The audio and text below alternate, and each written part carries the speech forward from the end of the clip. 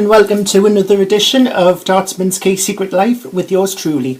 And what I wanted to do is do a little brief video on the topic of Asperger syndrome, which to everybody is familiar with the word of autism.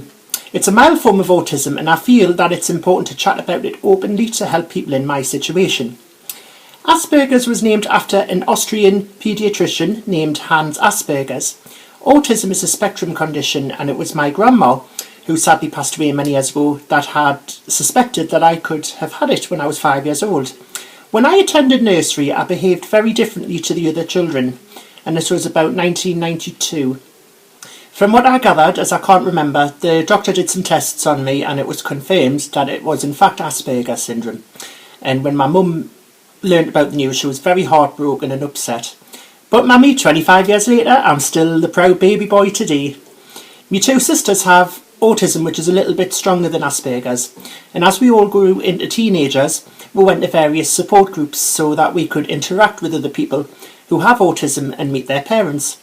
And what I've learned about autism is that it can affect many people in different ways, and people who have Asperger's may have like mental health problems and other conditions, and basically myself, who has mental health problems. Anybody else in my situation, as well as me, we all receive the correct support and guidance from organisations that specialise in working with different levels of Asperger's and autism. From what I've researched as well is that I've learned that there are around 700,000 autistic people living in the United Kingdom. Different nationalities, cultural, social as well as religious backgrounds. Asperger's affects more male sufferers than female sufferers. As well as autism. What is important to mention also is that people with Asperger's find that the world can cause a great deal of anxiety. I sometimes also have difficulty socialising with other people and having a social conversation, and as well as difficulty reading and recognising people's emotions. There were times I've said things and that I don't realise that people with and without the condition don't always agree with what I say, or they can take offence to some statements which were not meant to cause any upset or hurt feelings.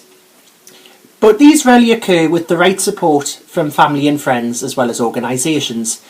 And with the support in place, these situations can reduce gradually and help me to understand. I usually have to ask for requests. I used to... What's that? See this bloody thing? I'll go back a bit. I usually have to ask and request for things to be explained to me clearly so that I can follow and understand what it is that it was said to me. God, hey, my eyesight's getting terrible.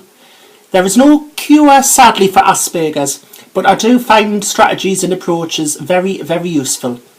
Also, in my past work employment, I found it difficult to cope with busy periods and overloaded with loads of people, and I've had to take time out to recover and compose myself. And when it was suggested I tried my hands of running my own business with work support, working in other people's houses, I thought to myself that may sound a bit less stressful than working in open public buildings like my past retail jobs. Also, people with Asperger's like daily routines and interests, like myself, because I enjoy Marie Curie and I like steaming. I find occasional changes they're quite good to handle with as well, because I receive the correct support from my lovely managers who may be watching this. Other things I struggle to accept changes to is like routines, and one example, Netto and Asda at Benwell, I hated it. There were occasions where I had a routine in all of my shifts and that I normally work in the same area, and they had absolutely no training and dealing with disabled employees. And I still blame Netto and Asda for giving me depression, and I may even write a book on how it gave me depression and what lack of support and lack of understanding drove me to having mental health problems. And also, people with the condition have like hobbies and interests. I for one like darts, and I love being a YouTube presenter when I have spare time. I know that being a YouTube presenter is not always an easy job, and it can be a risk take uploading and broadcasting to the whole world regarding my various episodes and people who are featured on my video. But with their permission to be on the show, I think the more I plan the episodes out and the more that I forget the downfalls of uploading videos, the easier that it will get. I used to be terrible also with managing finances, and now I carefully and correctly plan out what money I have and how I use it, like on shopping and bills and other sources, etc. But I'm not far off getting back to work. Mind, what I recommend, the correct professionals to help diagnose children and adults with autism and Asperger's are speech and language therapists, psychiatrists, psychologists and even a paediatrician, but I personally first recommend seeing your GP.